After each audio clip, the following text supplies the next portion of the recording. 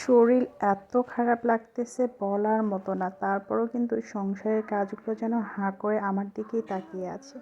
তো আসসালামু আলাইকুম এভরিওয়ান, আশা করি সবাই ভালো আছেন। কাছে দূরে সকলকে জানাই শুভেচ্ছা। আল্লাহর অশেষ রহমতে আল্লাহ সবাইকে সুস্থ রেখেছেন। তো আপনাদের দোয়া এবং আল্লাহ তাআলার রহমতে আমি ও আমার পরিজন ভালো নেই মোটামুটি বলতে গেলে, কারণ শারীরিক অসুস্থতায় আমরা সবাই ভুগতেছি। আমারও শরীর প্রচণ্ড খারাপ, জানি না এটা সিজনাল পরিবর্তন কিনা। তো আসলে ভাত ভাজি খাবো, খুবই খারাপ লাগতেছে। তো ভাত ভাজি একটু খেয়ে ঔষধ খাবো। তো আসলে এগুলো গতকালের তরকারি ছিল, তা দিয়েই কিন্তু ভাত ভাজি খাবো। তো জ্বরে মুখ একদম সিদ্ধ হয়ে আছে, তো ভাবলাম একটু বড়ই পেরে বড়ই খাবো। বড়ই খেলে মুখের স্বাদের একটু রুচির পরিবর্তন হতে পারে আর মুখটাও ভালো লাগতে পারে। তো গাছে লেবুর জন্য গিয়েছিলাম, তো অবশ্য সেখানে লেবু পেয়েওছি। তো ভাবলাম কিছু বড়ই পারি, কিন্তু বড়ইয়ের কাঁটা আমার হাতে ফুটতেছে অনর্গল। যেটাই ধরতে যাচ্ছি আগে কাঁটায় হাতে ফুটে যাচ্ছে। বললাম না, শরীর খারাপ হলে সব দিক দিয়েই খারাপ লাগে। বড়াই যে ধৈর্য সহকারে পারবো সেটারও ধৈর্য নেই। আর বড়াইগুলো একদমই কমলা, একটুও পাকেনি, একটুও বড় হয়নি। তারপরেও কিন্তু টক খুব কম। এই বড়াইগুলো কিন্তু এই দিক দিয়ে খুবই ভালো লাগে। একটু ছোট হতে পারে, কিন্তু এগুলো কিন্তু টক একদমই কম। তো তারপর জোর করে কয়েকটা বড়াই পারতেছি। তো এই হলো বড়ইয়ের গাছ। তাহলে বোঝেন আমি এখন কোথায় আছি। আর এখান থেকে কি সুন্দর একটা প্রকৃতি দেখা যাচ্ছে।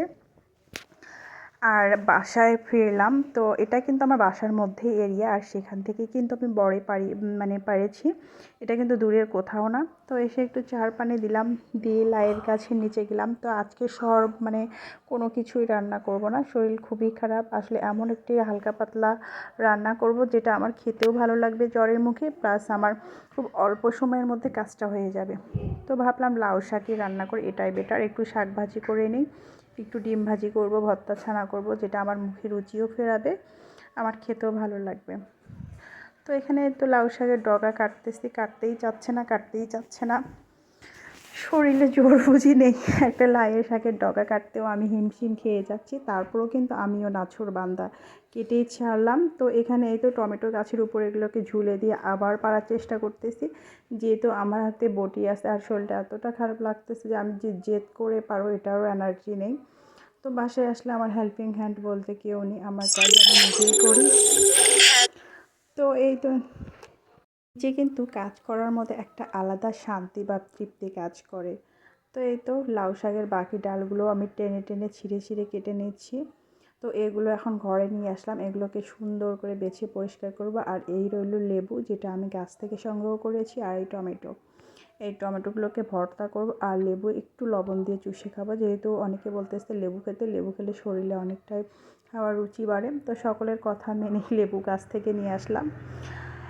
আর এই তো এই সিম পাড়তে গিয়ে আমি চেয়ার উল্টে পড়ে এত জোরে ব্যথা পাইছি বলার অপেক্ষা রাখে না। আসলে সিমের মাচাটা এত উপরে যে আমি হাত দিয়ে নাগালে পাচ্ছিলাম না সিমগুলো। শেষ পর্যন্ত আমি চেয়ার নিয়ে গিয়েছিলাম।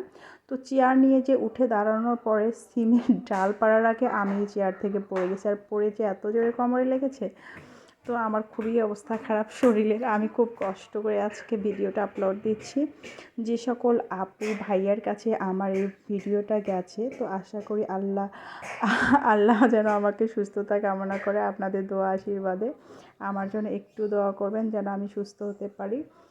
তো সিমগুলোকে কেটে কুটে নিচ্ছি খুব তাড়াতাড়ি করে, কারণ রান্নাবান্না এখনও চাপাইনি, আর কিছুই তেমন আসলে রান্না করিনি শারীরিক অসুবিধার কারণে। শরীর না ভালো থাকলে কি কাজ করতে ইচ্ছে করে? তারপরেও কিন্তু এই তো বিচিগুলোকে আমি ভাগ ভাগ করে নিচ্ছি, কেননা যেগুলো অতিরিক্ত পোক্ত হয়ে গেছে সে সিমগুলোকে নিব না, শুধু বিচিগুলোকে নিয়ে নেব। আবার আমাকে না একটু বাহিরেও যেতে হবে, একটা প্রয়োজনীয় কাজে যেতে হবে, এবং কী কাজে গেলাম কোনো একদিন ভিডিওতে শেয়ার করব। যদিও বিষয়টা সম্পূর্ণ পার্সোনাল, তা আমি ভিডিওতে একদমই আনতে চাচ্ছি না। আর এই তো লাউ শাকের মধ্যে কিন্তু একটু ঝাড়া দিয়ে না নিলে হবে না, এগুলো সাদা সাদা সিটে পোকা থাকে।